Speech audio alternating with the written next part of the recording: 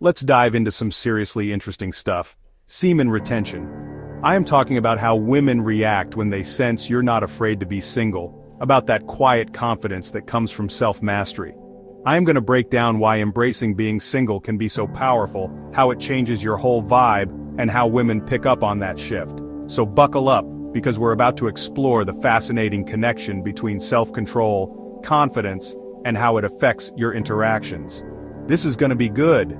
Chapter 1. The power of not being afraid to be single.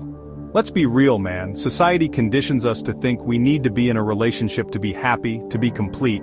It's like this constant pressure to find the one, and if you're single, there's something wrong with you. But that's just BS, man. Think about it, when you're terrified of being single, you're more likely to settle for less than you deserve.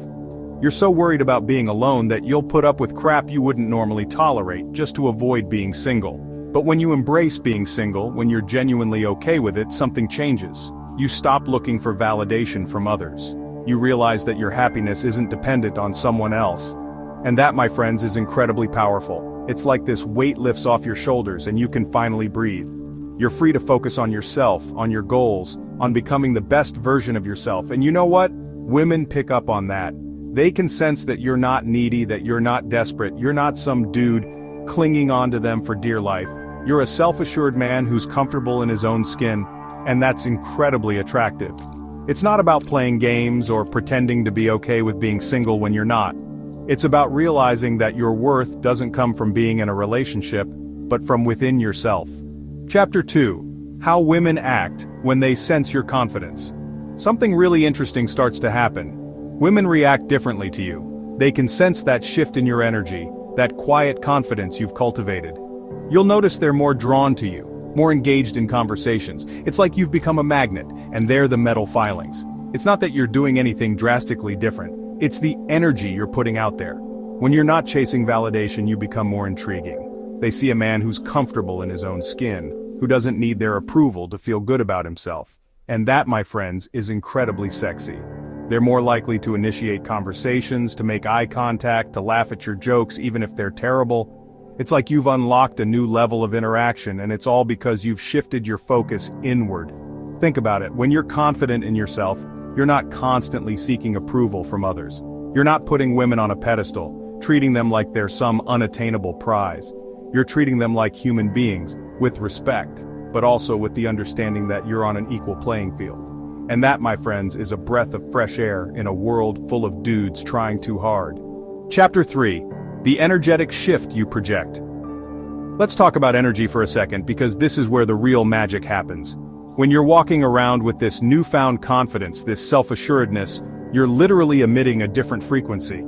It's like you're broadcasting a signal that says, I'm good, I'm solid, I'm comfortable with who I am. And people, especially women, pick up on that subconsciously. Think about it. Have you ever walked into a room and felt someone's energy before you even saw them? Maybe they were radiating positivity, or maybe it was the opposite, like a black cloud hanging over them. Well, the same thing happens when you shift your internal state. When you're confident, when you're not afraid to be single, you project this aura of self-assurance that's incredibly attractive. It's not about peacocking or trying to be the loudest guy in the room. It's about this quiet confidence, this inner knowing that you're good enough just as you are. And that energy is contagious, man. It draws people in, it makes them feel comfortable, it sparks their curiosity. It's like you've become this beacon of positivity, and people are naturally drawn to that light. The more you invest in yourself, the more confident you become, and the more powerfully you project that energy out into the world. And trust me, people will notice. Before moving on, if you're finding any value in this video, all I ask is for a quick like and subscribe. Your support means the world to me. Chapter 4. The importance of self-mastery. This isn't just about feeling good about yourself. It's about taking control of your thoughts, your emotions, your actions. It's about becoming the conscious captain of your own ship, steering yourself towards your goals, and not letting external factors throw you off course. See, when you master yourself, when you have a handle on your impulses and reactions, you become this unshakable force. You're not easily swayed by other people's opinions or by fleeting moments of doubt. You're grounded in your own sense of self-worth, and that's incredibly attractive. It shows women that you're not going to crumble under pressure, that you're capable of handling whatever life throws your way. This doesn't mean you become some emotionless robot, suppressing all your feelings. It's about acknowledging your emotions, understanding where they're coming from, but not letting them control you. It's about developing this inner strength, this resilience that allows you to navigate the ups and downs of life without losing sight of who you are. And you know what? Self-mastery is a journey, not a destination. It's a constant process of learning, growing, and evolving. Chapter 5: Setting Boundaries and Raising Standards. Listen up, gentlemen, because this next part is crucial. When you're working on yourself, building that confidence, it's time to set some boundaries and raise your standards. This means being clear about what you will and will not tolerate in your relationships, both romantic and otherwise. It's about knowing your worth and refusing to settle for anything less than you deserve. See, when you're afraid to be single, you're more likely to put up with crap you shouldn't. You're so worried about losing someone that you'll let them walk all over you, disrespect you, and treat you like an option. But when you're confident in yourself, when you know you're worthy of love and respect, you start setting boundaries. You make it clear that you won't tolerate being treated poorly, and you're willing to walk away if someone can't meet your standards. This isn't about being controlling or demanding, it's about having self-respect. It's about knowing what you bring to the table and refusing to settle for crumbs. And you know what? Women are drawn to men with standards. They want a man who respects himself, a man who has a backbone and isn't afraid to stand up for what he believes in. They don't want a pushover, someone they can walk all over. They want a man who challenges them, who inspires them to be better versions of themselves. Chapter 6: How to Maintain This Mindset. Alright, so you've been putting in the work, embracing the single life, building your confidence, and setting boundaries. Now the question is, how do you maintain this mindset? How do you avoid falling back into old patterns of seeking validation and settling for less than you deserve? Well, first and foremost, it's about consistency. Just like building muscle or learning a new skill, maintaining this level of self-assurance requires ongoing effort. It's about making self-care a non-negotiable part of your routine. This means prioritizing your physical, mental, and emotional health. Make time for exercise, eat nourishing foods, get enough sleep, and engage in activities that bring you joy and reduce stress. It's also crucial to cultivate a positive self-image. Pay attention to your inner dialogue and challenge negative thoughts.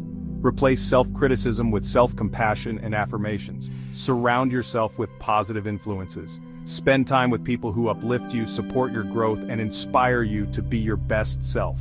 Remember, maintaining this mindset is a marathon, not a sprint. Chapter 7: The Bigger Picture: Self-Growth Over Validation. Here's the thing, gentlemen.